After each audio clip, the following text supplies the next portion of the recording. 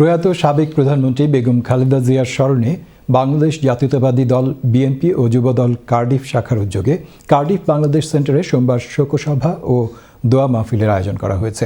এতে বিএনপি ও যুবদলের নেতাকর্মী সহ সর্বস্তরের জনগণ উপস্থিত ছিলেন।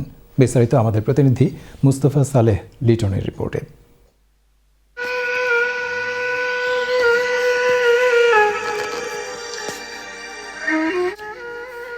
বাংলাদেশের একজন নক্ষত্র চলে গেলেন, রেখে গেছেন তার অসংখ্য ঐতিহাসিক কীর্তি।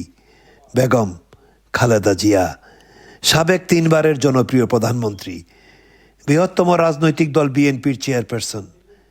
তার মৃত্যুতে কার্ডিফ বিএনপি ও যুবদলের উদ্যোগে শোকসভা ও দোয়া মাহফিলের আয়োজন করা হয় কার্ডিফ বাংলাদেশ সেন্টারে।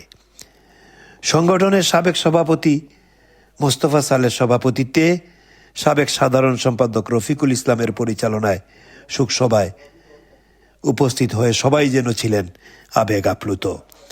পবিত্র কুরআন তেলাওয়াতের পরেই বেগম খালেদা জিয়ার বর্ণাঢ্য রাজনৈতিক জীবনের উপর প্রামাণ্য চিত্র প্রদর্শন করা হয়। আমার ঠিকানা এই দেশ, এই দেশের মাটি, মানুষই আমার সবকিছু।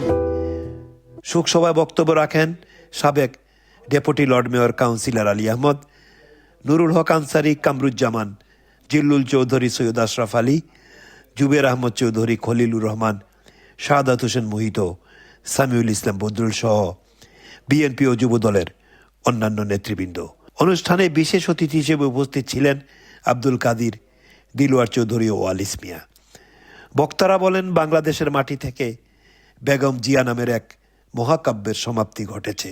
বিশেষ করে নারীদের উন্নয়ন ও শিক্ষাক্ষেত্রে তার ভূমিকা জাতি আজীবন স্মরণ করবে। সভা শেষে মাওলানা আব্দুল আলীর পরিচালনায় শহীদ রাষ্ট্রপতি জিয়াউর রহমান, মরহুম বেগম খালেদা জিয়া ও আরাফাত রহমান কোকোর আত্মার মাগফিরাত কামনা করে বিশেষ দোয়া পরিচালনা করা হয়। Mostafa Saleh Liton, channel S news, Cardiff.